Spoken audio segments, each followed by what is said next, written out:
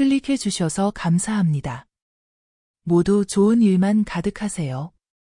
좋아요와 댓글은 큰 힘이 됩니다. 죄인이 아니라 은인이라며 절을 올린 암행어사, 그 진심을 듣고 싶으신가요? 오늘 이야기는 그날 밤 눈물로 번진 절 한 번의 의미를 따라갑니다. 그해 늦여름, 나는 임금의 밀명을 받아 경상남도의 산자락을 따라 남하하고 있었다. 낮은 들녘엔 벌써 벼가 고개를 숙이고 있었으나 마을마다 굴뚝엔 연기가 드물었다. 가뭄이 길었고 작황은 형편없었다. 백성들의 눈빛은 마치 오래도록 그늘에 앉아있던 사람처럼 탁했고 아이들의 웃음소리는 들리지 않았다. 암행어사의 행차란 본래 조용히 백성들 사이를 돌며 민심을 살피는 일이었으니 나는 이름도 외모도 감춘 채 초라한 행색으로 다녔다. 몇 날을 고생 끝에 도착한 곳이 생명현이라 불리는 조그만 고을이었다. 이상한 일이었다. 그 고을은 다른 마을과는 달리 어찌 된 일인지 백성들의 낯빛이 밝았다. 주막에는 된장국 끓는 냄새가 났고 담장 너머로는 아이들의 웃음소리가 퍼져나왔다. 누가 보더라도 이 고을만큼은 흉년이 비껴간 듯 보였다. 나는 그 이유를 알아보기 위해 평상 위에서 막걸리를 기울이던 사내들 옆에 자리를 틀었다. 아유, 그나마 이 정도 사는 건 다 사또 양반 덕이오. 암말 마시오. 작년에야 관아 곡식이 바닥을 보였다는데도 사또가 다 꺼내서 백성들한테 나눠줬잖소. 다른 고을은 사또란 작자들이 세금 걷느라 혈안이 되어 창고는 텅 비어도 백성들 몫은 없어. 우리는 복 받은 거야. 그들의 말은 차라리 노래처럼 흘러나왔다. 하지만 나는 마음 한편이 무거웠다. 임금께서는 생명현의 사또, 즉 정윤겸이라는 자가 죄를 범해 외직으로 좌천되었다고 하셨다. 그런 자가 어찌 백성들에게 칭송받는단 말인가? 그날 저녁 나는 관아로 향했다. 무쇠대문 앞을 지키는 포졸들이 행색을 보고는 호통을 쳤다.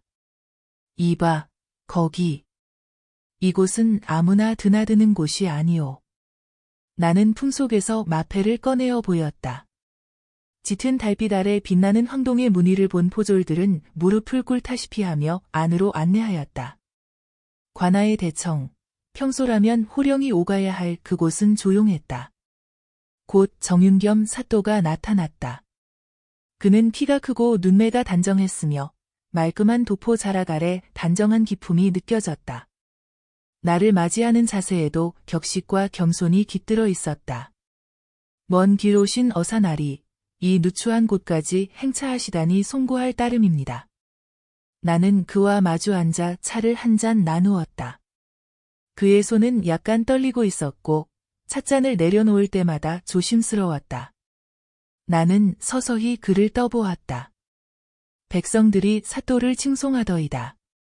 하지만 듣기로는 사또께서 과거에 큰 죄를 짓고 이곳으로 내려오셨다 들었소. 그 순간 정윤겸의 얼굴에 한 줄기 그늘이 드리워졌다.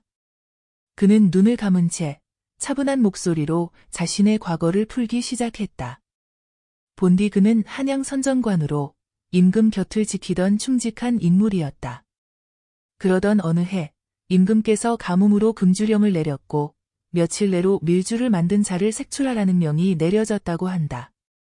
정윤겸은 죄인을 찾기 위해 한 주막에서 거짓병을 가장하며 술을 따라 청했고 결국 한 여인이 그에게 술을 내어주며 밀주를 제조한 집을 밝혀냈다. 하지만 그 집은 너무도 가난했고 술을 담근 자는 늙은 어머니를 굶기지 않기 위해 몰래 술을 빚었던 아들이었다. 그 어미와 아내가 달려와 나를 붙잡고 통곡하며 자신들을 대신 잡아가 달라 하였소이다. 어찌 그들을 잡아갈 수 있겠습니까? 그들을 살리려 저는 결국 죄인을 찾지 못했다고 보고하였고 그 죄로 이곳 생명현에 내려오게 되었지요. 그는 고개를 숙였다. 말없이 자기 손가락을 바라보는 그 눈빛은 담담했지만 가슴 깊이 끓는 울음을 꾹 참는 이의 그것이었다. 나는 더는 말을 잇지 못했다. 그날 밤 나는 잠도 자지 못한 채 관아의 마당을 걸었다. 달빛이 유난히 밝았다. 그리고 이내 결심했다. 이튿날 해가 뜨기 전 나는 관아 대청으로 들어가 그의 앞에 무릎을 꿇고 깊이 절을 올렸다. 사또가 아니오. 저는 은인을 뵙고 있습니다. 그날 그 사내가 바로 저였습니다. 배고픔에 쓰러졌을 때 사또께서 기꺼이 거짓을 무릅쓰고 살려주신 그 사람. 제가 바로 그때의 나그네입니다. 정윤겸은 말을 잇지 못했다. 두 눈에 금방이라도 눈물이 맺힐 듯 흔들렸고 그 떨림은 온 대청에 울려 퍼졌다. 말없이 아주 오랜 시간 동안 우리는 서로를 바라보았다. 그날 밤은 그렇게 조용히 깊어져 갔다. 마치 세상의 모든 억울함과 은혜가 한 방울의 눈물로 흘러나가는 밤이었다. 정윤겸 사또의 고백을 들은 다음 날, 나는 새벽녘 관아 뒷마당에 서 있었다. 안개 낀 대숲 사이로 하얀 숨결이 퍼져나가던 그 시간, 정 사또는 말없이 차를 올리고는 내 앞에 무릎을 꿇었다. 나는 그의 진심을 이미 알아보았기에 더 이상 물을 것이 없었다. 하지만 그에 대한 은혜를 갚으려면 단순한 감사로는 부족하다고 느꼈다. 그러던 차에 나는 마을 뒷산 쪽에 누군가가 자신을 살펴달라는 쪽지를 몰래 올려둔 것을 발견했다. 글씨는 서툴렀으나 절박함이 묻어 있었다. 나는 곧바로 관아의 하인들과 함께 조용히 움직이기 위해 시작했다. 쪽지의 내용을 따라 찾아간 곳은 생명현 북쪽 끝, 고주산, 자락 아래 자리한 백송촌이라는 자그마한 마을이었다. 마을 입구에는 오래된 백송 한 그루가 뿌리를 드러낸 채 서 있었고 그 아래는 집신을 삼는 노인들 몇이 웅크려 앉아 있었다. 그들은 내가 묻기도 전에 조용히 고개를 숙이며 손짓으로 한 초가를 가리켰다. 그 집은 마을에서도 가장 초라해 보였다. 비와는커녕 얇은 지프로 얹은 지붕은 군데군데 허물어져 있었고 문짝은 삐걱거리며 제소리도 내지 못했다. 문을 열고 들어서니 방 안에서 외마디 신음이 들렸다. 나는 조용히 그 안으로 들어가 누워있는 병든 노파와 그녀의 딸을 보았다. 그 집의 안주인은 김초연이라 했다. 그녀는 나이가 30을 갓 넘긴 듯 보였고 얼굴은 해에 그을려 거칠었지만 또렷하고 곧았다. 그녀는 무릎을 꿇고 말없이 고개를 숙였다. 나는 천천히 앉아 물었다. 쪽지를 남긴 이가 당신이요?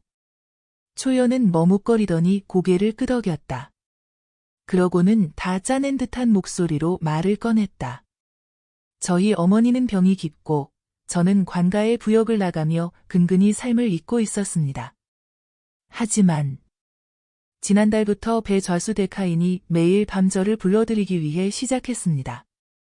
일전에 그 집 딸아이를 따라 장날 구경 나갔다가 마주쳤는데 그걸 보고는 혼인을 청한 줄 알고 노여워하신 모양입니다. 그날부터 저를 노역도 아닌 잡일에 끌어다 쓰고 밤이면 밤마다 불러다 모욕을 주셨습니다. 초연은 말하며 손을 무릎 위에 올려두었는데 그 손등에는 밤마다 부은 자국과 갈라진 흔적이 선명했다. 나는 가슴이 뻐근해졌다. 한 여인이 병든 노모와 함께 살아가기 위해 감내해야 했던 모욕의 나날이 그 상처 하나하나에 새겨져 있었다. 더는 참을 수 없어. 어사나리의 소문을 듣고 마지막 희망이라 여겨 편지를 썼습니다. 나는 고개를 끄덕였다. 그날 밤 나는 아무도 모르게 포졸 2명을 데리고 배좌수의 집 근처로 갔다. 넓고 웅장한 기와집, 정문에 걸린 등롱은 아직도 밝았고 문 앞에서는 하인 하나가 어슬렁거리며 졸고 있었다. 우리는 조용히 다가가 그 하인을 붙잡고 다그쳤다. 그는 곧 겁에 질려 입을 열었다. 초연이라는 처자를 매일 부르라 하신 건 맞습니다. 오늘도 오지 않으면 마을 사람들 앞에서 벌을 줄 거라. 그리 말씀하셨습니다. 나는 잠시 눈을 감았다가 다시 떴다. 그리고 그 하인에게 말했다. 오늘은 초연 대신 내가 간다고 하여라. 그 하인의 눈동자가 휘둥그레졌다. 나는 천천히 옷매무시를 다듬고 하인 뒤를 따라 배좌수에 안 채로 향했다.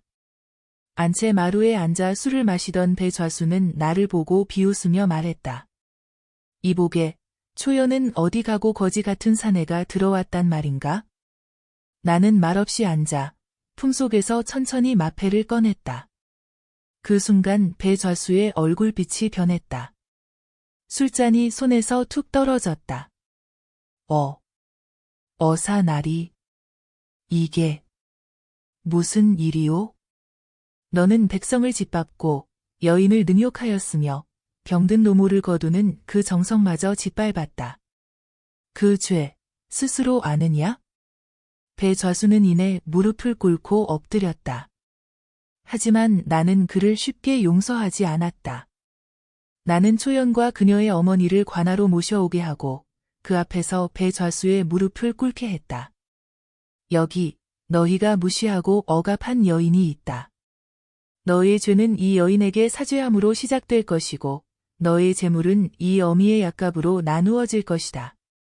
초연은 놀라며 내 손을 붙잡았다. 어사나리, 저를 위해 이리 큰 벌을 내리시면 고을이 혼란스러울까 두렵습니다. 나는 초연의 손을 덥석 잡았다. 그대의 말처럼 세상이 너무 조용했소. 고요함은 정의가 눌릴 때 생기는 법이요.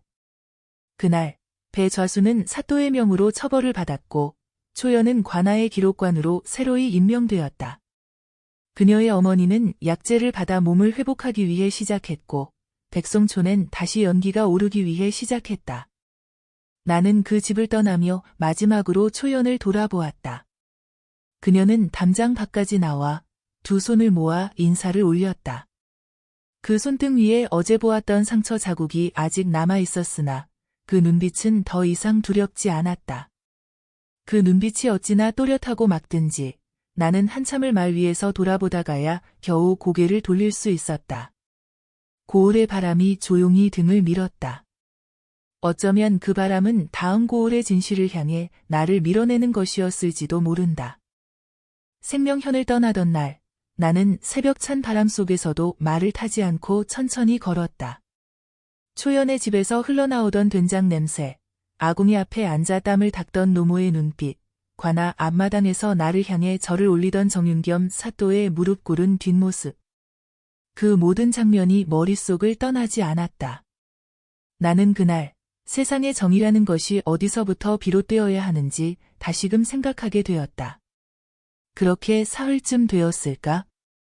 어느 해질 무렵 나는 동력 끝의 외진 고을, 죽게 현에 다다랐다. 이곳은 유난히 고요하고도 적막한 마을이었다. 들판은 이미 갈무리 되었고 마을 어귀의 나무에는 붉은 감 몇 알만이 가지에 달려 있었다. 나는 여느 때처럼 신분을 감추고 초라한 옷차림으로 마을 외곽의 주막으로 향했다. 주막은 낡고 오래되어 지붕 틈으로 바람이 스며들었고 술 냄새와 함께 가마솥에서 고소한 국물이 끓고 있었다. 나는 마루 끝자락에 자리를 잡고 앉아 마을 사람들의 대화를 엿들었다. 글쎄, 배상록 영감이 또 어젯밤에 그 헛간에서 울었다지 뭐야. 혼자 된 지가 몇 년인데 아직도. 그 손자개는 요즘 얼굴도 안 보인다고 하더구먼. 아이고, 그 집은 마을에서 참 어질던 집안이었는데. 어찌 저리 무너지는지 원. 이름은 낯설었으나 그 속에 담긴 말들의 무게는 분명했다. 나는 곧 주모에게 그 집이 어디냐고 물었고 그녀는 말없이 한쪽을 가리켰다. 뒷산 밑에 감나무 새 그루 있는 집이요. 돌담이 반쯤 무너진 데지요. 해가 뉘엿뉘엿 지고 있었다. 나는 천천히 그 집을 찾아갔다. 말없이 문을 밀자 삐걱거리는 소리와 함께 작은 마당이 눈앞에 드러났다. 돌담은 과연 반쯤 허물어져 있었고 그 안에는 앙상한 감나무가 세 그루 서로를 등지고 서 있었다. 문 앞에 다가서자 조용한 기침 소리가 들렸다.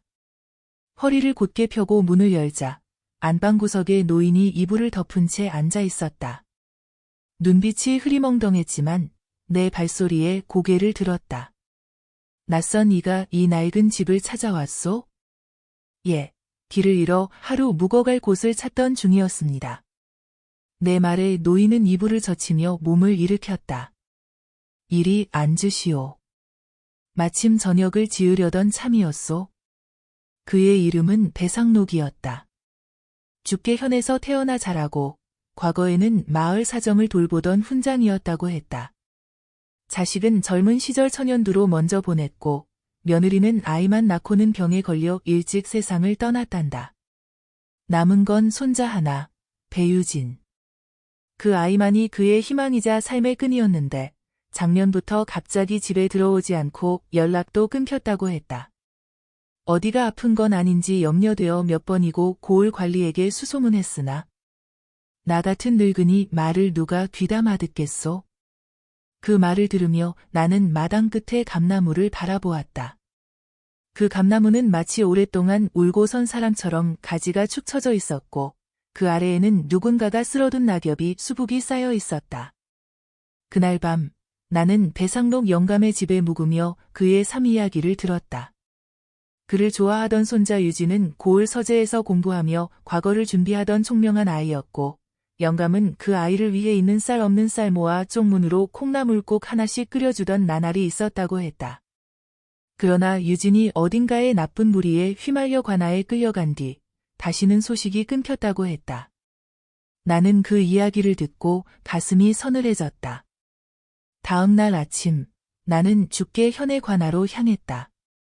수령은 비교적 젊은 자였고 차림새도 단정했으나 그의 눈동자 어딘가에는 피곤한 기색이 짙게 깔려 있었다. 나는 암행어사임을 밝히고 배유진이라는 아이에 관해 물었다. 그는 얼굴을 굳히며 조용히 입을 열었다. 배유진은 억울하게 관아로 끌려온 아이였습니다. 마을 부호의 말 몇 마디에 죄인으로 몰렸고 저는 증거도 없이 그를 형틀에 올려야 했습니다. 아직도 그날의 판단이 옳았는지 마음에 남아 있습니다. 나는 그를 바라보았다. 그렇다면 지금은 어디에 있습니까? 지금은 동쪽 산중 절간에서 몸을 돌보며 살고 있습니다. 제가 내보낸 것이지요. 더 이상 관아에 머물렀다간 아이가 죽을 것 같았습니다. 그날 오후 나는 곧장 그 절을 찾았다. 작은 암자에는 단풍이 절정을 이루고 있었고 부엌 앞에서는 누더기를 입은 젊은이가 나무를 패고 있었다. 그는 나를 보자 잠시 멈추더니 손에 들린 도끼를 조심스레 내려놓았다. 혹시 어르신께서 상록 할아버지께서 무사하신지요? 나는 천천히 고개를 끄덕였다. 그리고 품속에서 준비해온 편지를 꺼내주었다. 그 편지는 상록 영감이 밤마다 쓰던 편지였다. 한자 한자 떨리는 손으로 써내려간 사랑과 그리움의 언어가 담긴 편지였다. 유진은 편지를 준 채 한참을 움직이지 않았다. 그러고는 이내 무릎을 꿇고 눈물을 흘렸다. 그날 밤 나는 그 아이를 데리고 죽게 현으로 돌아왔다. 문을 열고 손자가 들어오는 순간 배상록 영감은 아무 말도 하지 않았다. 그저 마루 끝에 앉아 조용히 손을 뻗어 아이의 손등을 잡았다. 마치 살아있다는 사실만으로도 충분하다는 듯 그는 웃지 않았다. 그러나 그 눈빛은 지난 시간의 외로움과 괴로움을 모두 털어내고 있었다. 나는 그 모습을 바라보다 문을 닫고 천천히 걸음을 옮겼다. 감나무 위, 겨우 하나 남아있던 마지막 감이 바람에 떨어졌다. 땅에 닿기 전 짧은 소리로 탁하고 부딪혔다. 마치 다시 시작될 무언가의 신호처럼 느껴졌다. 죽게 현을 떠난 뒤 나는 하룻밤을 들판 옆 노송나무 아래서 먹었다. 이른 새벽 풀잎에 맺힌 이슬은 손등을 적셨고 산 기운은 폐 속 깊이 차가운 바람을 흘려보냈다. 말은 조용히 여물을 씹고 있었고 나는 작게 접은 종이 한 장을 꺼내 펼쳤다. 그것은 정윤겸 사또가 내게 몰래 건넸던 고을 지도였다. 죽게 현 동남쪽에 위치한 연호촌이라는 이름이 유독 붉은 먹으로 짙게 표시되어 있었다. 정 사또는 한마디 덧붙였었다. 그곳은 조심하십시오. 겉은 평온하나 안은 공고 있습니다. 나는 말을 타고 해가 막 떠오를 무렵 연호촌으로 향했다. 골짜기를 따라 굽이치는 시냇물과 황토길, 길가에 핀 국화 몇 송이조차도 정갈하게 핀 듯한 고요한 마을이었다. 하지만 이상하게도 사람들의 발걸음은 무거웠고 장터 앞 국밥집에도 웃음소리가 들리지 않았다. 관아에 들르지 않고 우선 주막에 앉아 이방의 움직임을 살폈다. 이방 이름은 서민구라 했고 올해 40 중반쯤 되어 보였다. 그는 마을 원님보다 더 큰 소리를 내며 시장을 누비고 있었고 농부들이 가슴을 움켜쥐며 고개를 숙이는 모습이 눈에 띄었다. 특히 눈길을 끈 건 장터 한쪽 구석에서 나무를 다듬고 있던 노파의 얼굴이었다. 그녀는 낯선 내 모습을 보고도 고개를 들고 나를 똑바로 바라보았다. 그 눈빛은 기묘할 만큼 단단했고 두려움보다 간절함이 먼저였다. 나는 장터가 파한 뒤 노파가 나무를 싸서 짊어지고 걸어간 뒤를 조용히 따라갔다. 그녀는 마을 서편, 언덕 아래 있는 허름한 흙집으로 들어갔고 문을 열자 작은 아이 하나가 아궁이 옆에 쪼그려 앉아 있었다. 노파는 아이의 뺨을 쓰다듬고 바닥에 소반을 펼쳐 나무를 올려놓았다. 문밖에서 한참을 지켜보다 나는 기침을 했다. 노파가 문을 열었고 나는 고개를 숙이며 말했다. 길을 잃은 나그네요. 혹 여쭈어 볼 일이 있어 잠시 실례하겠습니다. 노파는 나를 안으로 들였고 아이는 말없이 구석으로 비켰다. 나는 마루에 앉아 조용히 물었다. 이 마을, 요즘 무슨 일이 있습니까? 노파는 망설이다가 결국 고개를 끄덕이며 입을 열었다. 이름은 황씨, 올해 60이 넘었고 손자 하나를 키우며 살아가는 중이라 했다. 그녀의 아들은 과거 이 마을에서 가장 성실한 목수였으나 작년 봄 어느 날 갑자기 관아로 끌려간 뒤 돌아오지 않았다고 한다. 이유는 간단했다. 서이방이 불법으로 징수한 세금 명부를 잃어버린 죄를 뒤집어 씌운 것이다. 아들은 그를 몰라 명부를 손댈 일도 없었소. 하지만 그가 입을 열지 않자 자백이 없으니 죽은 걸로 치자 하더이다. 관가가 그렇게 이 마을 사람들 목을 조르고 있소. 그녀는 주름진 손으로 손자의 머리를 쓰다듬었다. 아이는 조용히 이마를 노파의 무릎에 기대며 눈을 감았다. 나는 마음이 저며 들었다. 어느 한 사람의 무능과 탐욕이 세 식구의 삶을 이토록 망가뜨렸다는 현실의 분노가 치밀었다. 그날 밤 나는 마을 뒷산에 있는 장승 앞에서 은밀히 서이방을 불러냈다. 이방은 처음엔 날 도적쯤으로 생각하며 험한 말로 내쫓으려 했으나 내가 마패를 꺼내든 순간부터 얼굴이 창백하게 질렸다. 서이방, 황씨의 아들 사건을 말하라. 그리고 그대가 잃어버렸다는 세금 명부. 어디로 갔는가? 그는 떨리는 목소리로 실토하기 위해 시작했다. 원래 그 명부는 관찰사의 비리를 적은 일종의 이중장부였고 그걸 황 목수 집에 숨겨두려 했다는 것이다. 그러나 관찰사가 뜻밖의 들이닥쳐 장부를 찾지 못하자 이 모든 죄를 황 목수에게 씌운 것이었다. 나는 곧 관가를 급습했다. 새벽녘 나는 포졸 6을 데리고 관찰사 집에 들이닥쳤고 그의 서재에서 한 집 상자 안에 숨겨진 나머지 장부를 찾아냈다. 장부에는 연호촌에서 징수된 쌀의 절반이 비밀리에 부호 집안으로 넘어간 흔적이 고스란히 남아 있었다. 관찰사는 물론 사이방까지 함께 체포되었고 나는 그 사실을 백성 앞에 알렸다. 장터 앞마당에서 수많은 사람이 모인 자리에서 황씨는 아들 대신 울음을 터뜨렸고 아이는 그 옆에서 작은 손으로 조용히 손뼉을 쳤다. 며칠 뒤 황 목수는 감옥에서 풀려나 집으로 돌아왔다. 얼굴은 여의었지만 살아있었다. 그는 나를 보고 깊이 고개를 숙였고 나는 그의 손을 붙잡고 말했다.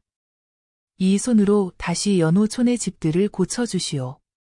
당신의 기술이 이 마을의 숨통을 틔워줄 것이오. 그는 눈을 감고 천천히 고개를 끄덕였다. 나는 그날 연호촌을 떠나며 아이가 만든 조약돌 장승 하나를 품에 넣었다. 그것은 노파가 말하길 손자가 나를 위해 새벽에 몰래 깎은 것이라 했다. 그 장승은 입가가 살짝 올라간 표정을 하고 있었고 바닥에는 작게 한 글자가 새겨져 있었다. 고마움. 나는 그것을 품에 넣으며 생각했다. 백성의 작은 손에서 나온 따뜻한 글자 하나가 세상의 진실을 밝히는데 이토록 큰 힘이 될 수 있다는 것을. 그리고 그 글자가 내가 가야 할 다음 길을 알려주는 듯 했다. 나는 연호촌을 떠나며 느리게 말을 몰랐다. 사방으로 펼쳐진 들판은갓 베어낸 볏짚 냄새로 가득했고 바람결엔 겨울이 다가오고 있음을 알리는 냉기가 섞여 있었다. 손안에 꼭 쥔 조약돌 장승이 이상하리만치 따뜻하게 느껴졌다. 아이가 남긴 그 작은 조각이 내 마음 깊은 곳에서 오래 잠자고 있던 무언가를 흔들고 있었다. 다음 행선지는 강계 남쪽 끝자락, 풍현이라 불리는 고을이었다. 풍현은 이름처럼 단풍으로 유명한 고을이었고 매년 늦가을이면 수백 명의 상인과 구경꾼들이 몰려드는 곳이었다. 그러나 이상하게도 그해 풍현의 초입은 고요하기만 했다. 길목의 찻집도 문을 닫았고 장정들 모습도 보기 어려웠다. 마을을 관통하는 강변 다리 위엔 비녀 하나가 떨어져 있었고 그 옆에선 낡은 버선 한 짝이 바람에 나부끼고 있었다. 나는 곧바로 관아로 향했다. 풍현의 수령은 이름이나 세포라 했고 듣자 하니 50을 넘긴 중년이었지만 눈초리가 매서워 웬만한 포졸들도 제대로 고개를 들지 못한다고 했다. 관아 안은 의외로 조용했고 뜰에 있던 문지기는 내 옷차림을 보자마자 물끄러미 바라보다 안으로 안내했다. 수령 나리는 요즘 들어 외부 사람을 꺼리십니다. 혹시 어느 고을에서 오셨습니까? 나는 미소를 머금고 답했다. 나는 마을을 도는 약장수입니다. 몸이 편찮으시다 하여 비방 몇 자 적어드릴까 하여 왔지요. 그는 고개를 갸웃하며 나를 들여보냈다. 수령 나세포는 생각보다 수척했고 병색이 완연했다. 그는 손에 작은 찻잔을 들고 있었으나 입술은 말라 있었고 등 뒤엔 긴 회색 장포를 걸친 한 여인이 조용히 서 있었다. 그녀는 다소곳이 고개를 숙이고 있었지만 나는 첫눈에 그 눈빛이 평범하지 않음을 알아차렸다. 어느 고을 약장수라 했소? 죽게 현을 거쳐 연호촌을 지나다가 이곳 단풍을 보러 들렀습니다. 이 약은 백지에 녹여 끓이면 폐기를 도우니 수령나리께도 도움이 될 듯하여. 내가 건넨 것은 실은 약이 아닌 비단지에 감싸놓은 마패였다. 수령은 처음엔 의아해하다가 이내 표정이 굳어졌고 고개를 들어 여인을 보더니 그녀에게 자리를 비켜달라 했다. 여인은 말없이 퇴장했고 문이 닫히자 한참을 침묵하다 입을 열었다. 풍현은 곧 무너질 것입니다. 그 한마디에 나는 귀를 기울였다. 그는 조용히 설명을 시작했다. 지난 봄부터 인근 부자들이 주도하여 단풍 축제를 명목으로 백성들의 땅을 수용하고 있었고 원래 살아오던 이들은 외곽으로 쫓겨나 텅 빈 빈민촌을 형성하게 되었다는 것이다. 관아도 알았지만 쓰지 못했다. 문제는 그 중심에 바로 남씨 상단이라는 상인 세력이 있었고 수령조차도 그들에게 뇌물을 받고 입을 닫았던 과거가 있다는 점이었다. 그 여인. 조금 전 장포를 입고 있던 여인. 이름은 남계월이라 하오. 남씨 상단의 큰딸이자 지금의 풍현을 실질적으로 지배하는 자여. 나는 고개를 끄덕이며 되물었다. 그렇다면 어찌하여 곁에 두고 계십니까? 그는 깊은 한숨을 쉬었다. 그녀는 내 아내의 사촌이며 내 병세를 돌보겠다 하여 스스로 자청해 관아에 들어온 것이오. 그러나 나는 매일 밤 꿈을 꿉니다. 불에 타는 마을, 달아나는 아이들, 그리고 그 틈에 서 있는 내 모습. 눈을 뜨면 손바닥에 식은 땀이 가득합니다. 나는 풍현을 살펴보기로 했다. 낮에는 축제 준비가 한창이었고 남씨 상단 소속 사내들이 마을 중심을 장악하고 있었다. 그러나 마을 뒷골목에선 아이들이 굶고 있었고 단풍나무 사이엔 버려진 움막이 하나둘 늘어나고 있었다. 특히 한 아이가 눈에 띄었다. 이름은 손영수, 9살이었다. 아버지는 예전 단풍 그림을 그리던 화공이었고 남씨 상단이 그림값을 후려친 뒤 아버지가 분신한 사건 이후 아이는 말을 잃었다고 했다. 나는 며칠간 아이 곁에 머물며 말을 걸고 조약돌의 눈과 입을 그려 보여주며 그를 웃게 하려 했다. 아이는 처음엔 무반응이었으나 셋째 날 저녁 내가 불을 피워주던 순간 갑자기 내 손을 잡으며 조용히 말했다. 여기 진짜로 단풍이 예쁜 곳이었어요. 아빠는 그걸 그렸어요. 나는 그 작은 속삭임에 가슴이 먹먹해졌다. 그날 밤 나는 수령 나세 호의 마지막 결단을 요청했다. 그는 두 눈을 감고 떨리는 손으로 내게 관아의 도장을 내밀었다. 이튿날 나는 관아 앞마당에서 모든 백성을 모아두고 남씨 상단의 비리를 낱낱이 고했다. 포졸들이 남개월을 잡아들였고 숨겨둔 서류 더미 속에서 수백 석의 쌀거래 장부와 수용된 토지의 원본 문서가 쏟아져 나왔다. 백성들은 조용히 고개를 숙였고 아이 손영수는 단풍나무 아래에서 종이 한 장을 꺼내 내게 건넸다. 그건 아이가 색연필로 그린 단풍이었다. 붉고 노란 물결이 산등성이를 따라 번져 있었고 가운데 작은 인물이 서 있었다. 그건 내 모습이었다. 검은 갓을 쓰고 아이 쪽으로 고개를 돌린 모습. 나는 아이의 손을 꼭 잡고 고개를 끄덕였다. 그 단풍은 아마 이 마을이 다시 살아날 첫 번째 빛이 될 것이었다. 풍현을 떠나는 길, 나는 말을 멈추고 뒤를 한번 돌아보았다. 단풍이 들었던 산자락은 이제 바람에 하나둘씩 낙엽을 떨구고 있었다. 손영수 아이가 그려준 그림은 내 보따리 안가장 깊숙한 곳에 담겨 있었고 그것이 어쩐지 나침반처럼 느껴졌다. 나는 다시 북쪽으로 길을 틀었다. 다음 고을은 강매한이라 불리는 작은 읍성이었다. 들리는 말로는 해마다 무당국과 망자의 제사가 번성해 신령스러운 기운이 도는 마을이라 했다. 그러나 그해 강매한은 유난히 정적에 잠겨 있었고 사람들의 얼굴엔 어딘지 모를 어두운 그늘이 드리워져 있었다. 고을 어귀에 도착하자마자 나는 허름한 찻집에서 점심을 청했다. 주모는 마른 손으로 나를 맞으며 조용히 물을 내왔고 말수가 적었다. 나는 조심스럽게 말을 건넸다. 이곳은 무당이 많다 들었습니다. 무슨 큰일이 있었습니까? 주모는 잠시 눈치를 보다가 고개를 숙인 채 입을 열었다. 작년 겨울, 이 고을에 큰 화재가 있었습니다. 강매 뒷동산에 있는 사당이 홀연히 불에 탔지요. 그 뒤로 이상한 일들이 자주 일어났습니다. 아이들이 밤마다 고열에 시달리고 마을의 개와 닭이 이유 없이 죽어나가고 나는 고개를 끄덕이며 찻잔을 내려놓았다. 그 사당은 누구를 모시던 곳이었소? 예전에 무당 이묘임이 혼자 지내던 곳이었지요.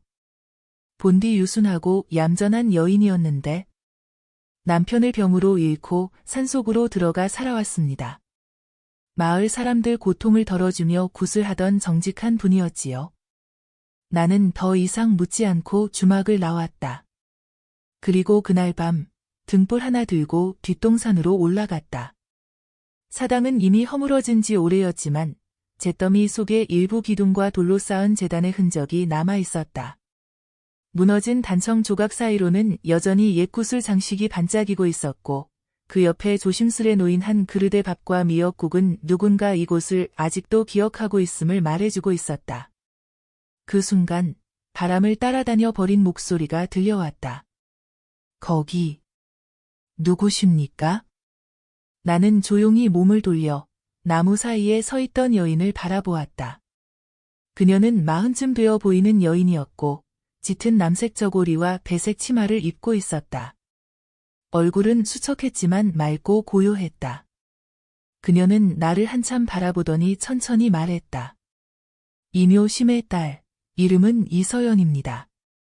나는 고개를 숙이며 인사를 건넸다. 그녀는 내 말투와 옷차림을 보고 단박에 내가 보통 사람이 아님을 알아차린 듯 보였다. 그녀는 조용히 뒷산 아래로 나를 인도했고 작고 허름한 조가 한 채에 데려갔다. 그곳엔 오래된 창호지 문과 고장난 물동이가 있었고 구석에선 젖은 장작이 말라가고 있었다. 어머니는 사당이 불타던 그날 사라지셨습니다. 누구도 시신을 보지 못했고 마을 사람들은 그녀가 신의 노여움을 샀다며 입을 다물었습니다. 어머니께선 평생을 남을 위해 살아오셨는데 돌아오는 건 침묵뿐이었지요. 이서연은 떨리는 손으로 상위에 놓인 나무함을 꺼냈다. 그 안엔 구슬로 꿰어진 매듭, 붉은색 천, 그리고 누렇게 바른 부적이 하나 있었다. 부적엔 작은 글씨로 한 구절이 적혀 있었다. 악은 사람 속에서 피어나고 죄는 입으로 덮인다. 그녀는 말했다. 어머니가 마지막으로 남긴 말은 다른 이가 다 입을 닫는다면 너만은 기억하거나였다고. 나는 그날 밤 관아로 향했다. 강매함의 수령은 이름이 조종한이라 했고 50 중반의 기름기 흐르는 얼굴을 가진 자였다.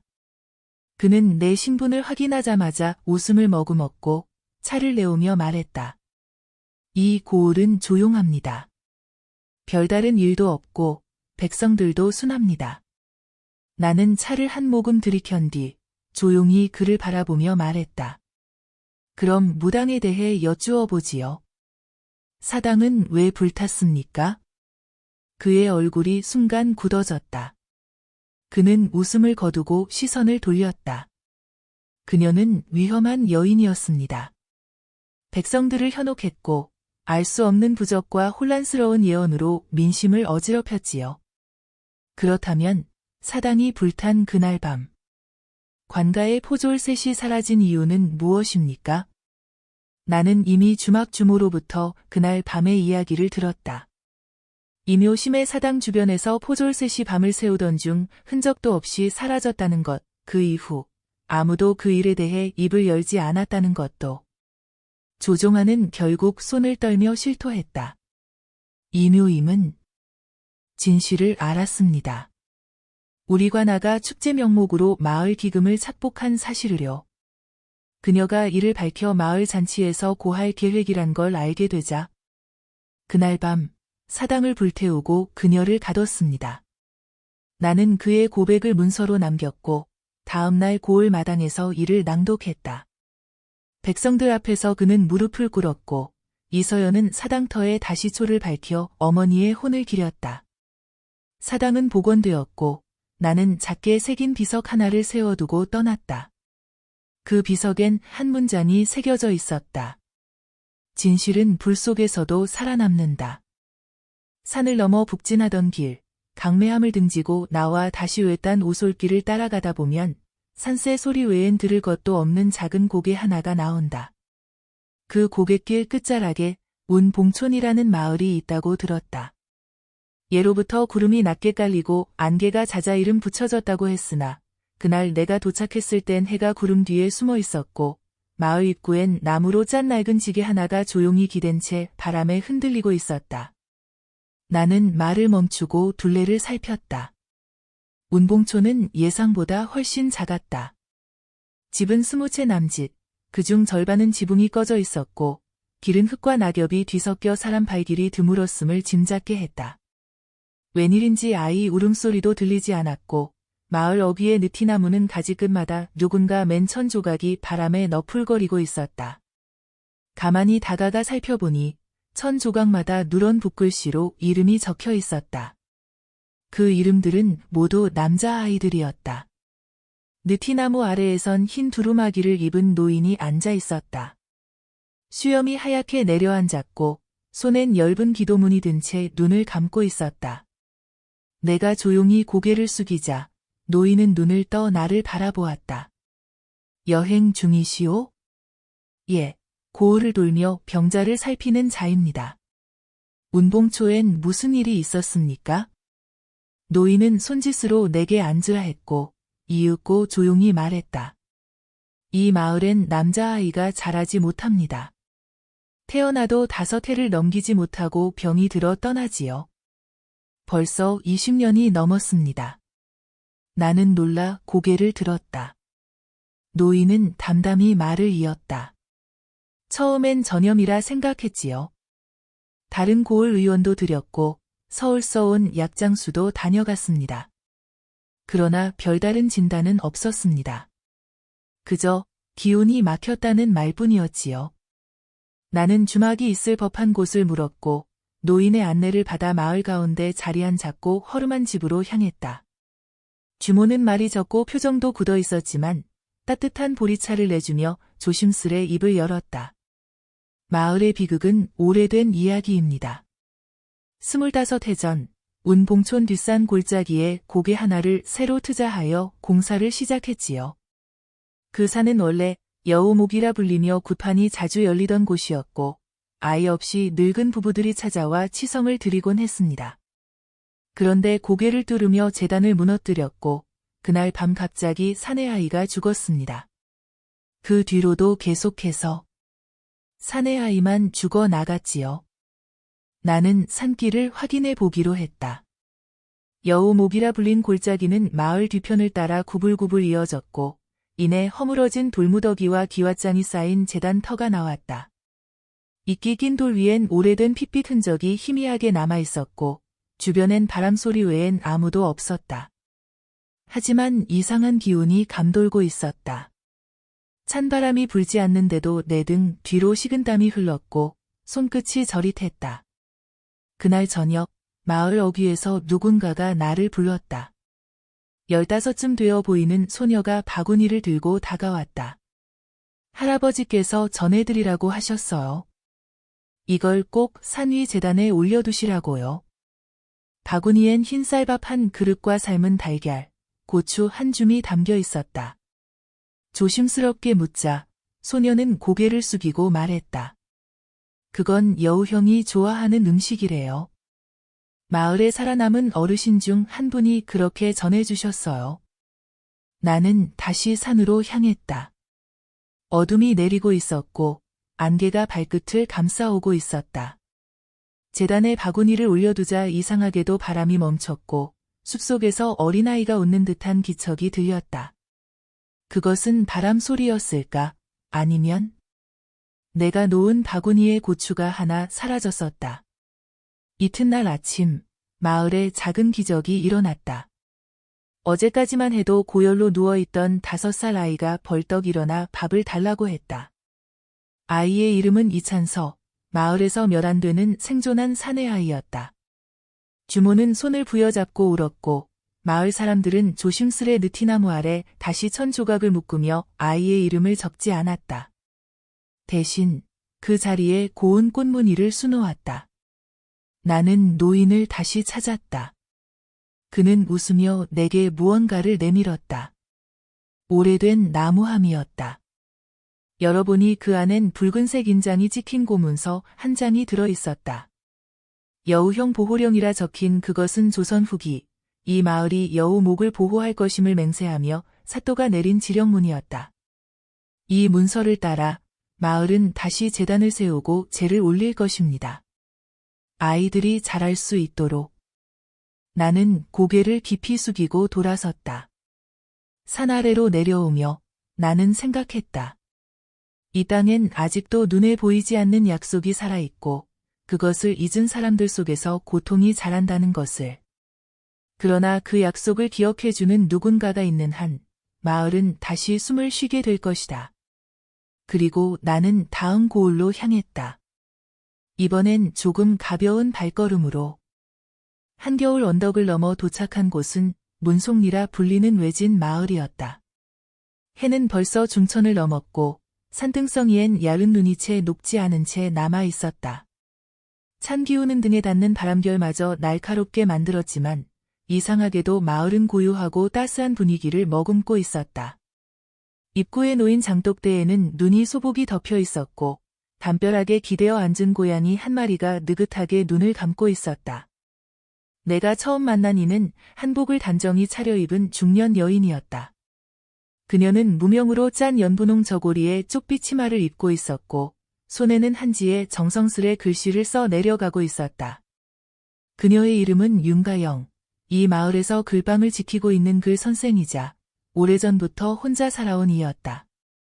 그녀는 나를 조용히 맞이하며 말했다. 요즘 들어 문전보다 저 감나무 아래가 더 붐빕니다. 묘하죠?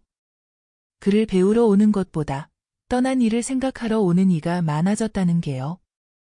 감나무라 했다. 나는 그녀의 안내를 따라 글방 뒷뜰로 들어섰다. 그곳엔 한 그루의 오래된 감나무가 서 있었다. 굽은 가지마다 주홍빛감이 몇 알 남아 있었고 뿌리 근처에는 돌무덤 하나가 조용히 자리 잡고 있었다. 누군가 수시로 돌을 닦고 다듬는 듯 깨끗했다. 누구의 무덤입니까? 내가 묻자 그녀는 잠시 침묵하다가 입을 열었다. 저 아이의 이름은 유정이에요. 15이었지요.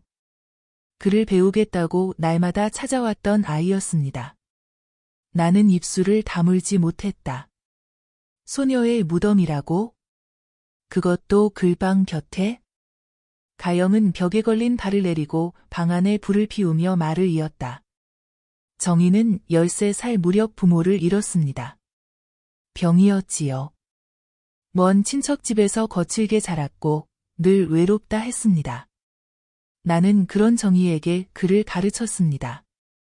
그녀는 부지런히 배웠고 무엇보다 글의 사랑을 품었지요.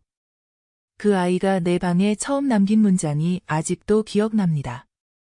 그녀는 고개를 들어 천장을 바라보았다. 바람이 귀를 쓸고 가도 나는 아무도 아닌 채 앉아 있었노라. 나는 아무 말도 할 수 없었다. 정희는 이미 세상에 없었고 그녀의 자취만이 감나무 아래 남아 있었기 때문이다. 그 아이는 왜? 가영은 한참을 침묵한 뒤 조심스럽게 입을 열었다. 지난해 겨울 정희는 문득 내게 말했습니다. 스승님, 저는 언젠가 다른 아이들에게도 글을 가르치고 싶어요. 나는 웃으며 대답했죠. 그럼 내 뒤를 이어 이 글방의 선생이 되겠구나. 하지만 그녀의 목소리가 떨렸다. 그날은 눈이 많이 내렸습니다. 정희가 집으로 돌아가던 길에 다리 아래가 얼어 있었고 미끄러진 발끝 하나에 모든 것이 끝나버렸어요. 나는 조용히 두 손을 모아 무릎을 꿇었다. 이 작은 마을의 이야기 속에는 눈 내리는 겨울날 하늘로 사라진 한 아이의 소망이 아직도 숨쉬고 있었다. 그녀는 작은 나무 상자를 꺼내 내게 내밀었다. 정희가 마지막으로 남긴 것입니다. 아직 열어보지 못했습니다. 나는 상자를 조심스럽게 열었다. 그 안에는 누렇게 빛바랜 노트 한 권이 있었다. 첫 장엔 정희의 글씨로 이런 문장이 적혀 있었다. 나는 언젠가 나처럼 외로운 아이에게 글을 가르치고 싶다. 글은 외로움을 나누는 손이 되고 눈물을 말로 바꿔주는 기도가 된다. 나는 노트를 덮고 상자를 가영에게 돌려주었다. 그날 저녁 나는 감나무 아래 정희의 무덤 앞에 앉아 조용히 두 손을 모았다. 그 소녀가 품었던 마음은 이 마을에 남아 있었고 그 감나무 아래에서는 오늘도 누군가 외로움을 덜어내고 있을 것이다. 이튿날 나는 마을 아이들이 감나무 아래에서 모여 앉아 글씨를 쓰는 모습을 보았다. 가영은 아이들 곁에 무릎을 꿇고 조용히 한자 한자 써 내려가고 있었고 아이들은 웃음 속에서도 조심스럽게 종이를 다루었다. 정희의 노트에서 뽑은 문장들을 따라 쓰고 있었다. 나는 문득 가방 속에서 손영수 아이가 그려준 그림을 꺼내어 가영에게 건넸다. 이것은 저도 누군가에게 받은 선물입니다. 정희가 그를 사랑했듯 누군가 그림으로 사람을 위로했지요. 부디 이것도 이 마을에 남겨주십시오.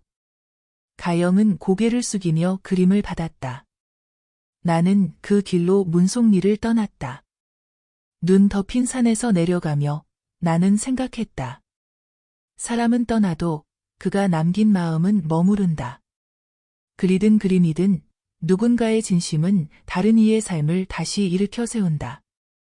다음 고을로 향하는 내 발걸음은 묵직했지만 그 안에는 조용한 따뜻함이 깃들어 있었다. 마을을 떠나 다시 남쪽 길을 따라 나섰다. 산등성이를 3번 넘고 얼어붙은 개울을 건너 또 한참을 걸은 끝에 석현리라는 마을에 도착했다.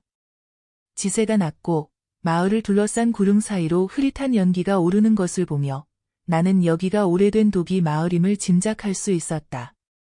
겨울이지만 진흙을 덮은 가마 앞은 여전히 온기가 돌았고 사람들이 말없이 손을 놀리며 그릇 하나하나를 빚고 있었다. 마을 어귀에서 가장 먼저 나를 맞은 이는 백발이 성성한 노장곰이었는데 이름은 최병호였다. 그는 마을의 도기장을 이끄는 장인이자 이곳에 터를 잡은 지 50년이 넘는다고 했다. 말수는 적었지만 그의 눈동자엔 오랜 세월을 견뎌온 사람만이 지닌 깊은 고요가 스며 있었다. 그는 나를 가마 옆에 앉게 하고 숯불로 덮인 방 안에서 따뜻한 숭늉 한 사발을 건넸다. 무릎 위에 놓인 찻잔 하나를 쓰다듬으며 조용히 물었다. 길 위에서 많은 사람을 만나셨겠지요. 혹 자신의 죄를 숨기고 사는 사람을 본 적 있습니까? 나는 잠시 말이 막혔다. 그의 눈빛은 무언가를 털어놓기 직전에 침묵을 품고 있었고 방 안은 너무 조용했다. 그는 이내 아주 오래된 이야기를 꺼내기 위해 시작했다. 내게는 아들이 하나 있었소. 이름은 최성민. 내 손으로 기술을 전수했지요. 그 아이는 물살처럼 빠르고 정갈한 손을 가졌고 흙을 만지는 걸 누구보다 사랑했습니다. 나는 그 아이가 내 뒤를 잇겠거니 했지요. 하지만 20살 무렵 성민이는 갑자기 마을을 떠났습니다. 나는 천천히 고개를 끄덕였다. 별로 어르신은 가만히 찻잔을 돌리며 말을 이었다. 사람들은 말했지요. 그 아이가 도둑질했다고. 그 무렵 마을에서 제일 귀한 청화백자 한 점이 사라졌고 성민만이 열쇠를 가지고 있었거든요. 나는 믿지 않았습니다. 하지만 성민이는 아무 말 없이 짐을 싸더니 눈이 내리는 날 새벽에 사라졌습니다.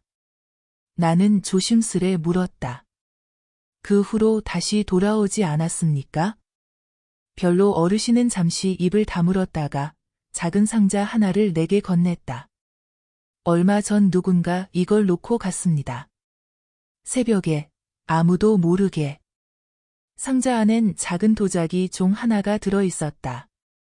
아주 정교하고 고운 청자였다. 나는 그것을 들고 빛에 비춰보았다. 속에는 작게 새겨진 문장이 보였다. 진심은 흙 속에 숨어 있으나 언젠가 빛을 만난다. 나는 놀라 어르신을 보았다. 그는 고개를 끄덕이며 말했다. 성민이가 만든 것입니다. 나는 알아봅니다. 그 손맛은 절대 잊을 수 없습니다. 그는 죄인이 아니었어요. 도자기를 숨기기 위해 떠났던 것이지요. 당시 도기장 조합에서 그 백자를 빼앗기 위해 사람을 보냈다는 이야기가 돌았습니다. 나는 가슴이 뭉클해졌다. 누명을 쓰고 마을을 떠나야 했던 청년, 그리고 여전히 그를 기다리는 아버지의 마음이 이 차디찬 방 안에 고스란히 남아 있었다. 그날 밤 나는 마을 가장자리에 있는 오래된 창고를 찾았다. 성민이 남겼다는 도자기들이 있다는 이야기를 들었기 때문이다. 손전등을 들고 어둠을 가르며 창고 문을 열자 안에는 먼지 낀 도자기 상자들이 빽빽이 놓여 있었다. 하나하나 살펴보던 중 나는 어떤 도자기 뒷면에 작은 손글씨를 발견했다. 아버지, 저는 죄인이 아닙니다. 하지만 모든 것을 잃기 전 제가 지켜야 할 것이 있었습니다. 언젠가 이 그릇들이 당신 손에 닿기를 바랍니다. 그 순간 나는 무언가가 눈가를 타고 흐르는 것을 느꼈다.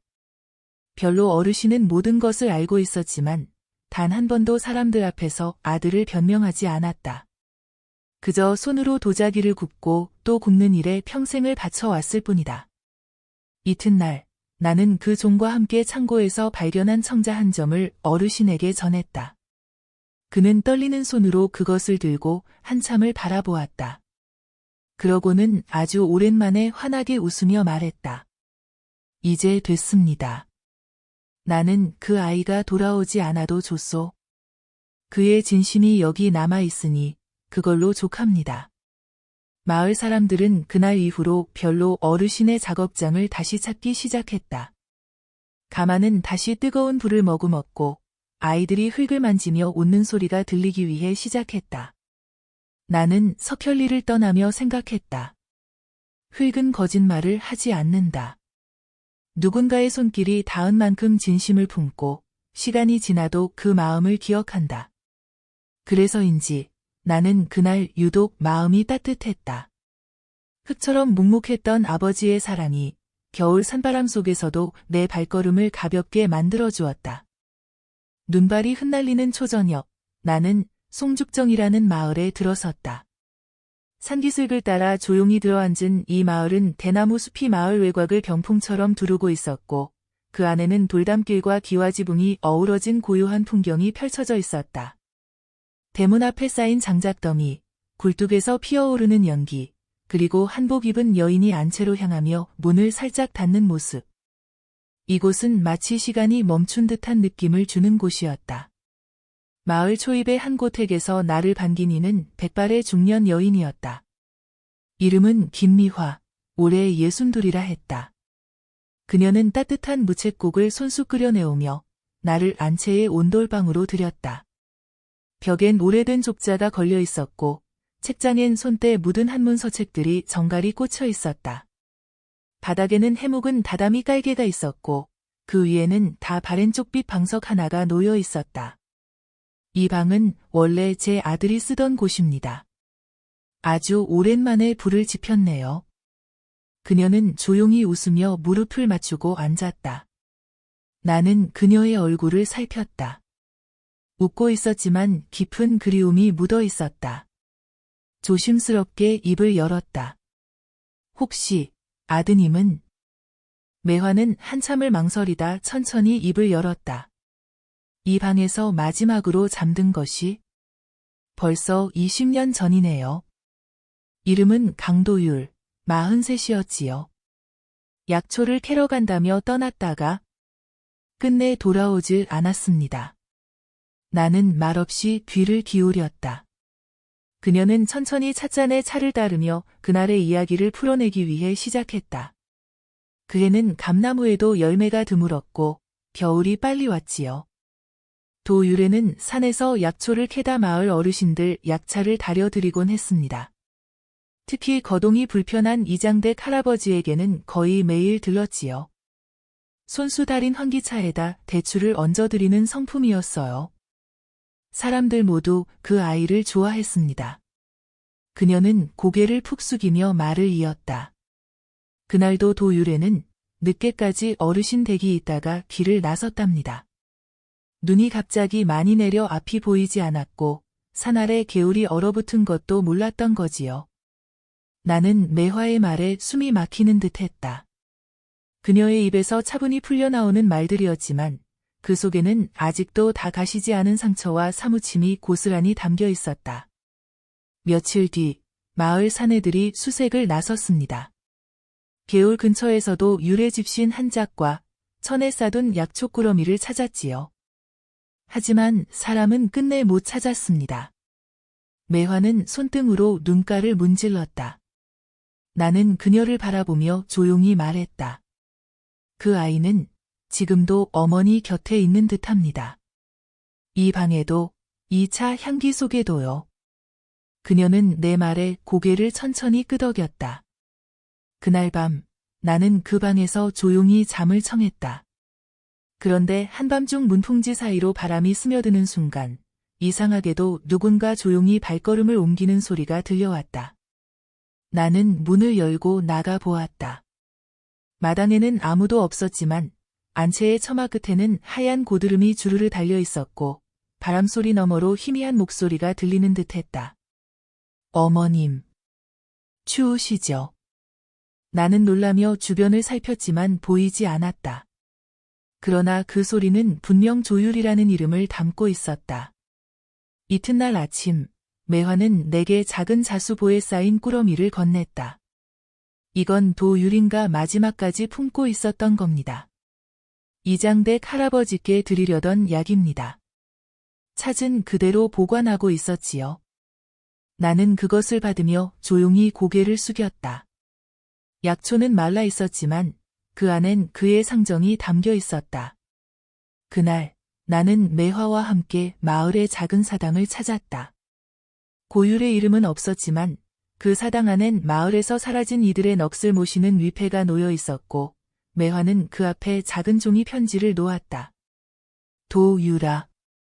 어머니는 여전히 여기에 있단다.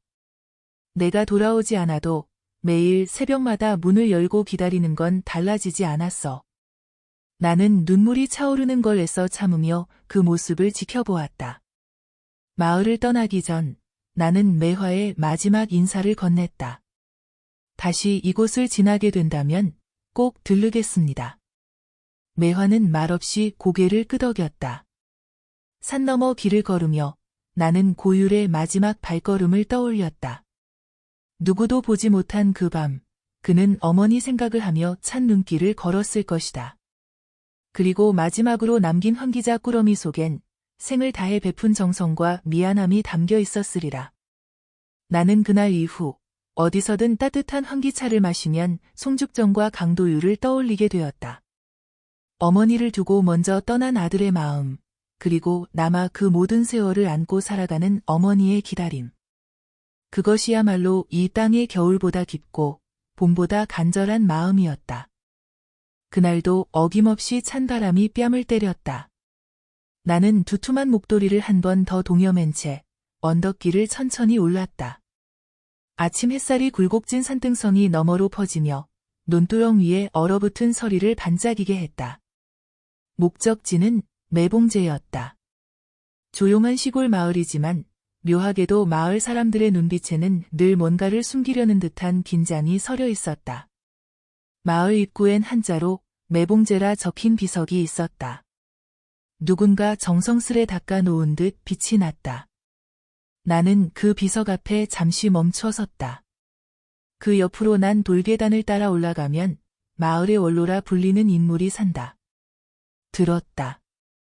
성은 민, 이름은 민정표, 올해 70이 넘었고 평생 마을 일을 도맡아온 인물이었다. 그의 집은 매봉제에서 가장 높은 곳에 있었다. 돌담 위로 고드름이 매달리고 초가지붕엔 하얗게 서리가 내려앉아 있었다. 작은 문을 두드리자 안에서 마른 해 소리와 함께 문이 열렸다. 정표 어르신은 회색 못이 도포에 낡은 솜두루마기를 걸치고 있었다. 눈매는 깊었고 콧등 위에는 세월이 새긴 주름이 가득했다. 길이 험했을 텐데 오느라 고생 많았소이다. 그는 나를 사랑방으로 안내했다. 방 안은 단초했지만 책이 가득한 책장과 먹향기가 은은한 벼루가 있는 것을 보니 그를 즐기는 이임을 알 수 있었다. 그는 물김치를 곁들인 메밀전 한 접시를 내오며 내게 물었다. 어찌하여 매봉제를 찾았는가? 나는 말을 아끼지 않고 사람들이 전해준 이야기며 마을에서 들려오는 낡은 소문에 관해 조심스럽게 꺼냈다. 그 말이 끝나자 어르신은 조용히 창밖을 바라보았다. 그 이야기를 아직도 묻는 이가 있다니? 그럼 이 늙은이도 이젠 털어놓아야겠구먼. 그는 떫은 목소리로 천천히 말을 꺼냈다. 50년 전 일이네. 당시 마을에 가장 유력하던 집안이 있었지. 장씨 집안이라 했고 장판서라 불리던 이는 나라의 녹을 먹던 양반이었소. 그런데 그의 외동딸 장면이란 아이가 있었지. 내 딸, 민소은이랑 나란히 자란 친구였네. 둘이 함께 수목화를 배우고 산에서 약초도 캐며 소꿉장난하듯 컸소. 그런데 어찌 된 영문인지 연인가 어느 날 산속에서 숨진 채 발견됐지. 나는 숨을 삼켰다. 어르신은 말없이 술잔을 한 모금 비우고 나서 말을 이었다. 사람들은 그때 내 딸 소은이를 의심했소. 연이와의 마지막 다툼을 본 이가 있었고 그 무렵 두 아이 사이에 묘한 틈이 생겼던 것도 사실이었으니 연이은 장판서댁이 마련해준 혼처를 거부했고 대신 누군가를 사모하고 있었다지. 내 딸은 그 사실을 알았고 둘은 크게 다퉜소. 그럼 연의 죽음이... 그는 고개를 저었다. 아니요. 내 딸은 죄인이 아니었소. 진실은 그날 밤 내가 술기운에 자던 중 뒷산에서 무언가를 보고 말았지. 두 남자가 연의 시신을 옮기고 있었고 그중 하나는 장판서의 신복이었소. 난 그걸 두 눈으로 보았지만 입을 다물 수밖에 없었네. 당시 권세란 것이 얼마나 무서웠던지. 그의 목소리는 떨리고 있었다. 마치 반세기를 넘게 억눌러 온 죄의식이 목구멍에서 서서히 올라오는 듯한 기색이었다. 그리고 내 딸은 사람들의 시선과 죄 없는 비난을 견디지 못했소. 스스로 손을 끊고 서울로 떠났지. 내게 한마디 인사도 없이. 그 이후로 난 이 마을을 떠날 수 없었소. 늘 문을 열어두고 딸이 다시 돌아올 날을 기다렸지. 그 순간 마당에서 뭔가 떨어지는 소리가 들렸다. 나는 문을 열고 나가 보았다. 한 여인이 돌담 아래 서 있었다. 검정 두루마기를 입고 낡은 보자기를 들고 있었다. 그녀는 천천히 고개를 들었고 눈매가 어딘가 어르신과 닮아 있었다. 정표 어르신이 뒤따라 나와 그 여인을 보았다. 두 사람의 시선이 마주쳤다. 오랜 시간 잊고 지낸 모든 것들이 그 찰나에 무너져 내렸다. 그녀가 떨리는 목소리로 말했다. 아버지, 오래 걸렸습니다. 정표 어르신은 말을 잇지 못하고 그녀에게 다가갔다. 그들의 두 손이 마주 잡히는 순간 마치 얼어붙은 겨울이 녹는 듯한 기분이 들었다. 한참을 껴안고 서 있던 두 사람. 나는 조용히 등을 돌려 집 안으로 들어왔다. 이튿날 아침, 나는 떠날 채비를 하며 정표 어르신에게 인사를 드렸다. 그는 딸과 함께 나를 배웅하며 말했다. 긴 세월 속에서도 누군가는 진실을 묻고 또 누군가는 기다리는 법이네. 그 마음이 있기에 세상은 아직 따뜻하지. 나는 고개 숙여 인사하고 매봉제를 내려왔다. 발밑에 쌓인 서리가 부서지는 소리가 났지만 내 마음속엔 이상하게도 햇살처럼 따스한 기운이 감돌았다. 어떤 기다림은 겨울의 바람 속에서도 꺼지지 않고 오히려 더욱 밝게 타오르는 법이었다. 다시 매봉제를 찾은 것은 봄 기운이 서서히 대지를 휘감기 시작할 무렵이었다.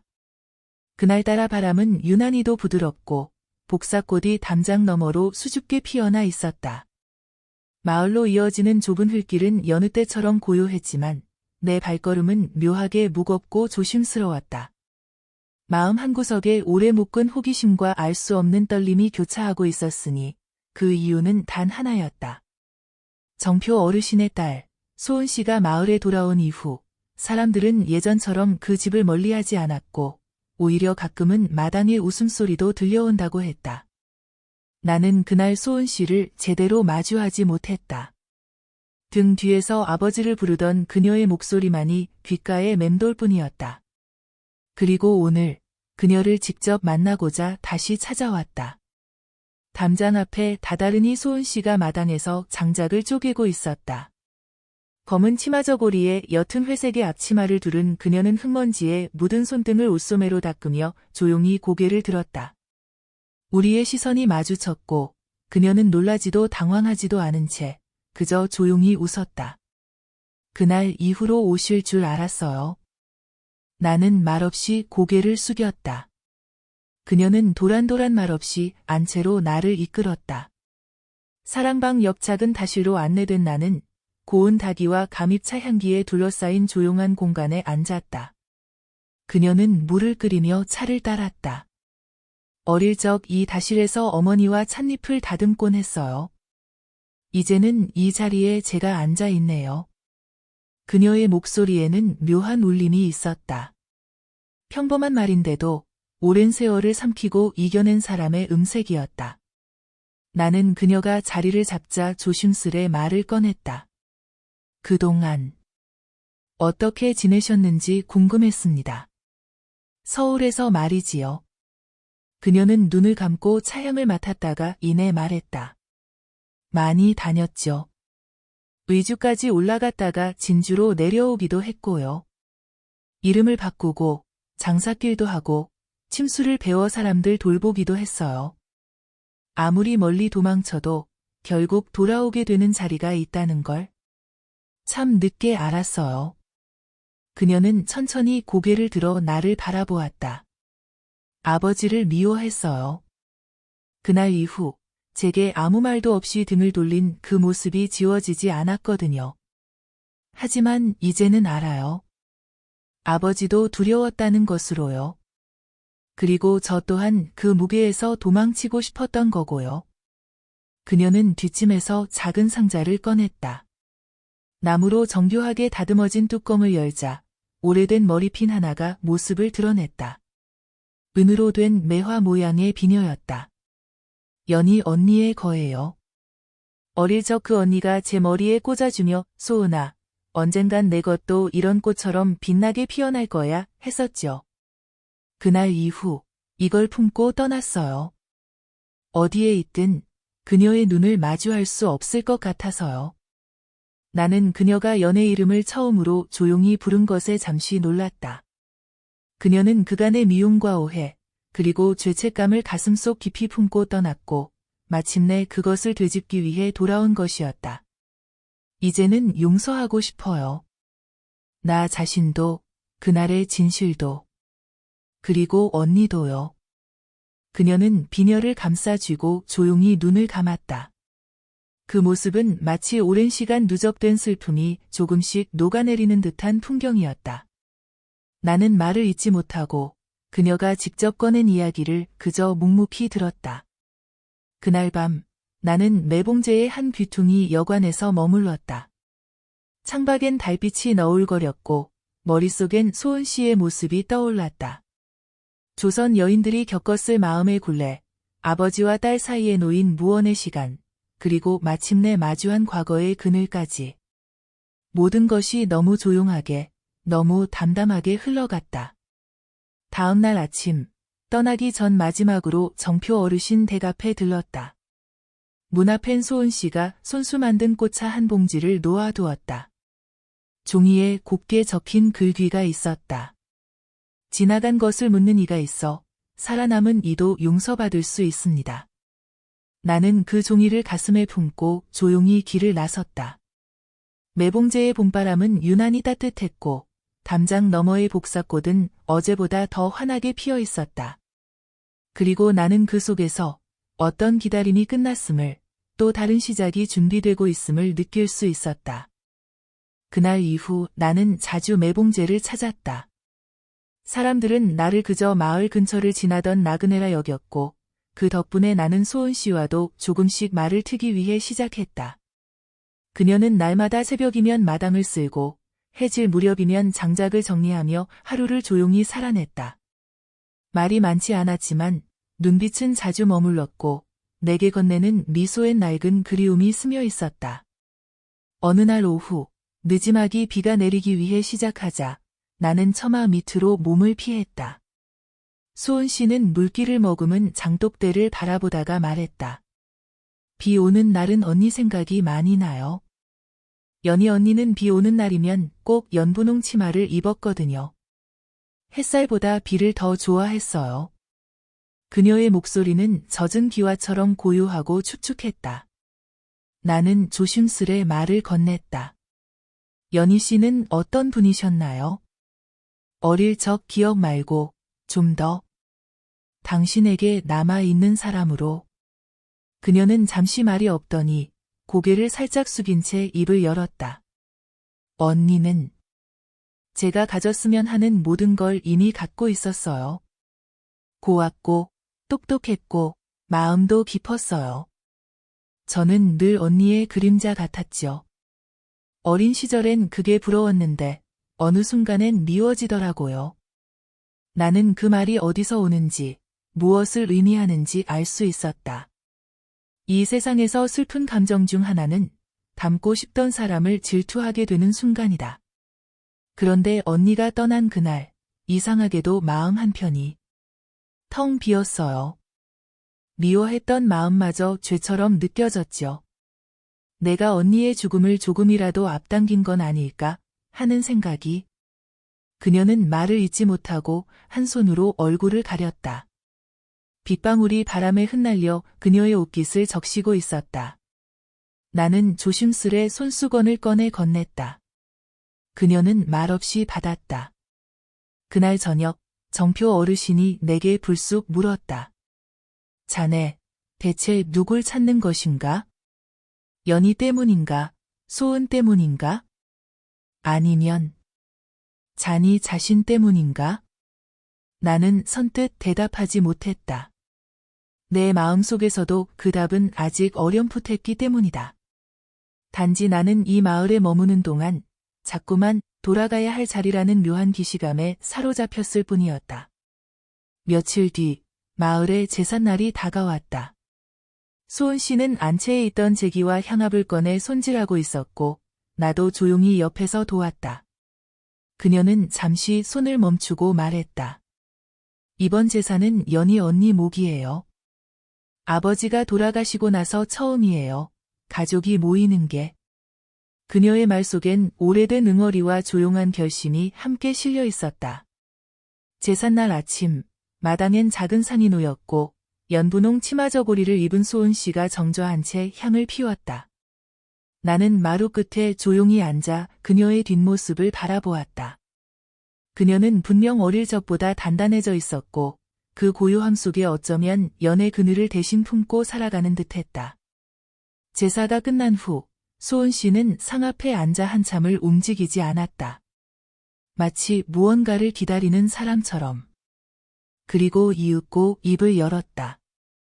언니가 마지막으로 남긴 말이 있어요. 아무도 못 들은 줄 알았는데 그날 밤 아버지가 저를 불러앉히고 말씀하셨어요. 연희은 너를 탓하지 않았다. 오히려 끝까지 내 편이었다. 그 말이 너무 늦게 들려서 나는 도망치듯 떠났던 거예요. 나는 가만히 눈을 감았다. 그 말은 그녀의 죄책감을 조금이나마 덜어줄 수 있었을까? 아니면 더 깊게 각인시켰을까? 그날 밤 나는 연의 묘소를 찾았다. 마을에서 조금 떨어진 언덕 아래 버드나무 하나가 외롭게 서 있는 자리였다. 무덤 옆엔 작고 소박한 돌비석 하나만이 놓여 있었고 그 위에는 햇볕에 바랜 은비녀 하나가 놓여 있었다. 그것은 소은 씨가 품고 있던 그 비녀였다. 그녀는 말없이 그 비녀를 거기에 두고 온 것이었다. 아마도 오랜 미안함과 헤어지기 위해. 나는 한참을 그 자리에서 머물렀다. 그리고 마음속으로 연인에게 말했다. 소은 씨는 이제 괜찮습니다. 당신이 원했던 그 삶으로 조금씩 걸어가고 있어요. 돌아가는 길에 소은 씨가 마중을 나와 있었다. 그녀는 조용히 말했다. 그곳에 다녀오셨군요. 나는 고개를 끄덕였다. 그녀는 담담히 미소 지었다. 고맙습니다. 이제야 정말로 언니에 보내드릴 수 있을 것 같아요. 그녀의 말 한마디가 바람처럼 내 마음을 스쳐 지나갔다. 그날 저녁 매봉제의 달빛은 유난히 밝았고 마을 어귀의 감나무 잎사귀들은 조용히 흔들렸다. 그리고 나는 이 마을에서의 나날이 어쩌면 끝을 향해 가고 있음을, 그러나 끝이란 단지 다른 시작이라는 것을 어렴풋이 깨닫고 있었다. 그날 이후로 나는 매봉제를 떠날 날을 마음속으로 하나씩 세어가고 있었다. 소은 씨는 여전히 예전처럼 아침마다 물을 길었고 저녁이면 장독대를 정리하며 하루를 마무리했다. 그러나 나는 그녀의 손끝이 전보다 덜 무겁고 눈빛이 전보다 덜 흐린 것을 느낄 수 있었다. 그 집안 어디에서도 연의 그림자가 짙게 들이오지 않게 된 것은 아마 그녀가 마음속의 문 하나를 조심스레 닫았기 때문이리라. 나는 하루하루를 마을 사람들과 섞이며 지냈다. 논두렁에서 만난 김노인은 내게 조선 마렵의 굶주림 이야기를 들려주었고 대장간의 박장수는 금이간 호미 하나를 주며 쇠붙이도 사람처럼 버림받으면 아프다고 중얼거렸다. 그들과 섞이며 나는 내가 찾아온 진짜 이유가 연희도 소은 씨도 아닌 내 안의 공허를 메우려는 것이었음을 비로소 깨닫게 되었다. 그러던 어느 날 마을에 이상한 소문이 퍼졌다. 오래전 땅을 팔고 떠났던 최참판댁의 외아들이 돌아온다는 것이었다. 그는 어린 시절 도회지로 떠난 뒤 소식이 끊겼고 어머니가 세상을 떠난 뒤에도 나타나지 않았던 자였다. 그러나 갑자기 나타나 마을 앞산의 자리한 선산을 정리하겠다며 사람을 보냈다는 소식에 사람들은 수군거리기 위해 시작했다. 며칠 뒤 우거진 감잎 사이로 하나의 가마가 마을로 들어섰다. 내가 마루에 앉아 감나무를 바라보던 때였다. 낯선 기척에 고개를 돌리자 바람결에 가마 문이 살짝 열렸고 그 안에서 흘끗 내다보는 눈동자 하나가 나와 마주쳤다. 묘하게 익숙한 느낌이었다. 가마는 곧 최참판댁 옛 저택 쪽으로 향했고 나는 그 밤 내내 그 눈빛을 떠올렸다. 다음 날 아침 소은 씨가 내게 말했다. 도련님, 오늘 감나무 가지를 좀 잘라주시겠어요? 너무 무성해서 햇살이 안 들어요. 나는 망설이지 않고 가지치기 칼을 들고 나섰다. 나무에 올라가지를 자르던 중 아래에서 누군가가 나를 부르는 듯한 기척이 있었다. 내려다보니 낯선 여인이 서 있었다. 야은 남색 비단 치마와 회청색 저고리를 입은 그녀는 고요한 눈빛으로 나를 올려다보고 있었다. 혹시 정윤기 맞는가요? 그녀는 조심스레 내 이름을 불렀다. 나는 순간 당황했지만 그 목소리의 흔들림에서 오래된 인연의 끝자락을 느꼈다. 그녀의 이름은 연화였다. 내가 한때 도회지에서 잠시 인연을 맺었던 사람. 우리는 젊은 날 책방에서 마주쳤고 몇 차례 소박한 산책을 나눈 적이 있었다. 그러나 나는 어느 날 갑자기 연락을 끊고 사라졌다. 연하는 그때의 이유를 묻지 않았다. 대신 조용히 말했다. 오래전 일이에요. 저는 이제 이 마을에서 어머니가 남긴 집을 정리하러 온 것뿐이에요. 정윤 씨가 여기 있을 줄은 몰랐어요. 그녀의 말 속엔 원망도 미련도 없었지만 내가 저지른 무심함이 더 또렷하게 드러나는 것 같았다. 나는 무언가를 말하고 싶었으나 적절한 말이 떠오르지 않았다. 그날 이후 우리는 마을 어귀에서 자주 마주쳤다. 그녀는 헛간에 쌓인 낡은 항아리를 정리하고 대문 앞을 손수 쓸었다.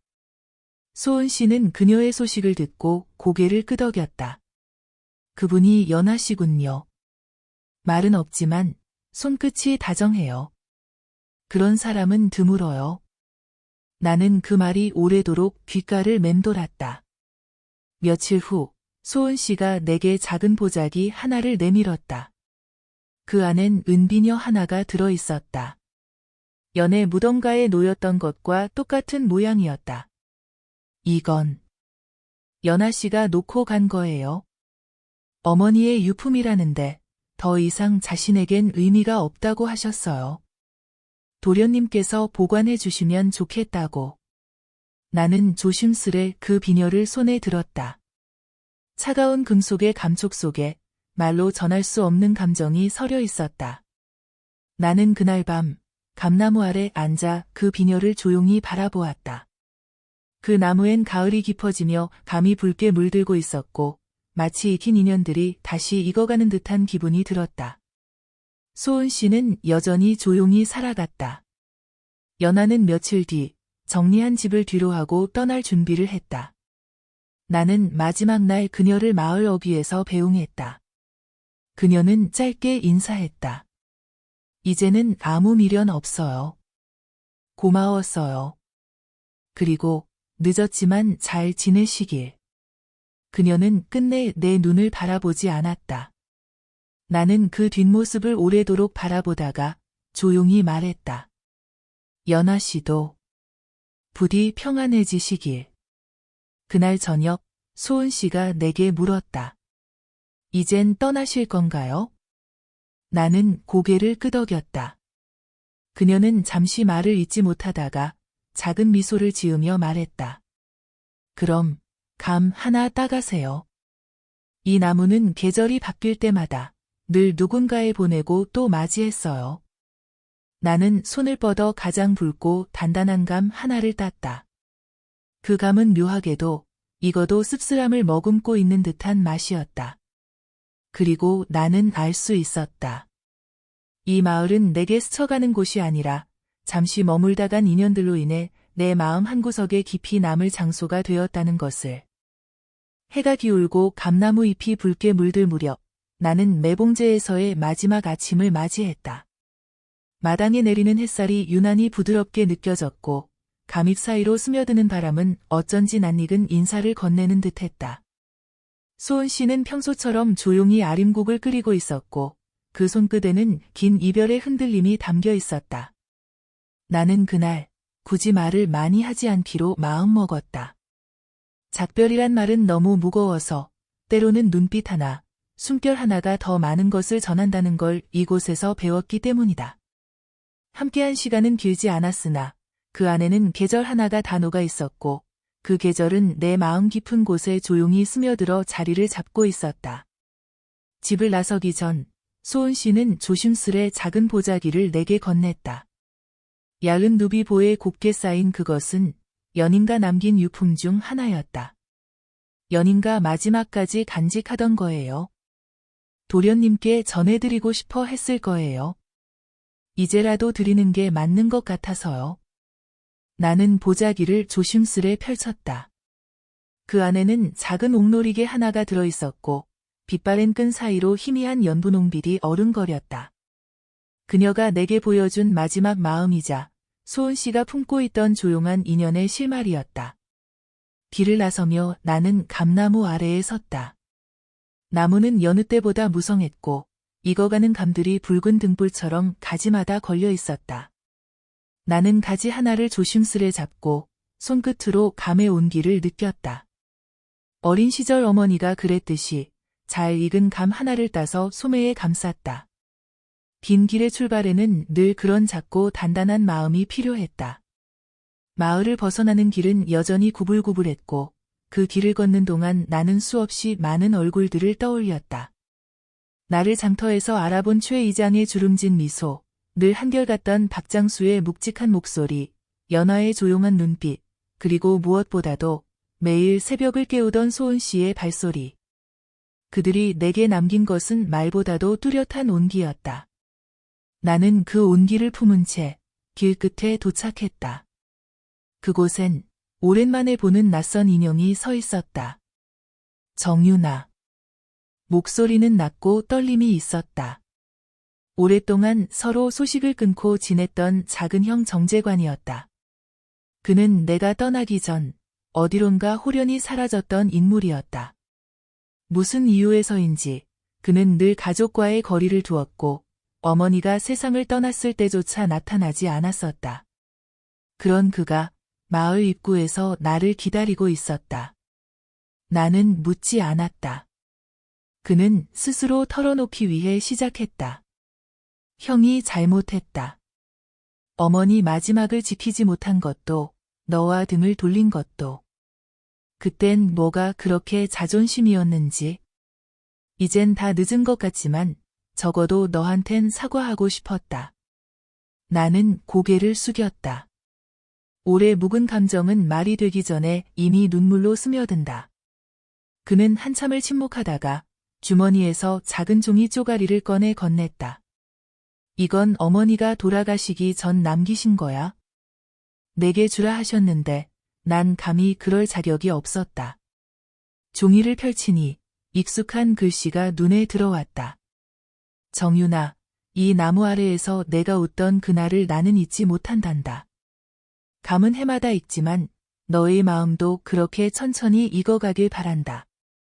나는 그 종이를 가슴에 품고 조용히 형에게 말했다. 감사합니다. 형이 와줘서. 정말 고마워요. 우리는 더는 말하지 않았다. 그날의 바람은 적당히 쓸쓸했고 그 쓸쓸함 속에서 우린 오랜 시간을 용서하고 있었다. 돌아가는 길, 나는 다시 감나무를 바라보았다. 소은 씨는 마당에서 그 나무를 향해 허리를 굽히고 있었고 감 하나를 따서 곱게 손바닥에 올려놓고 있었다. 나는 멀리서 그녀의 모습을 지켜보며 생각했다. 사람의 인연도 저 감처럼 때를 기다리는 것일지도 모른다. 너무 이르거나 너무 늦으면 쓰고 딱 맞는 때에야 비로소 달다. 그날 밤 나는 길가 여관에서 마지막 잠을 청하며 꿈을 꾸었다. 꿈속에서 나는 다시 매봉제로 향하고 있었고 그곳엔 감나무 아래 소은 씨와 연인과 나란히 서 있었다. 두 사람 모두 고요히 웃고 있었고 그 미소가 무척 따뜻했다. 나는 그 미소를 마음에 새기며 눈을 떴다. 이야기의 끝은 아마 시작과 닿아 있었는지도 모른다. 내가 떠났던 이유와 돌아오게 된 까닭, 그리고 다시 떠나는 이 마음. 그 모든 것들이 감나무 한 그루에 녹아 있었다. 그리고 나는 믿는다. 언젠가 계절이 바뀌고 감이 다시 익으면 그 나무 아래 또 다른 이야기가 시작될 것이다. 누군가가 돌아오고 누군가는 머물며 누군가는 조용히 떠나는 그런 사람의 이야기 말이다.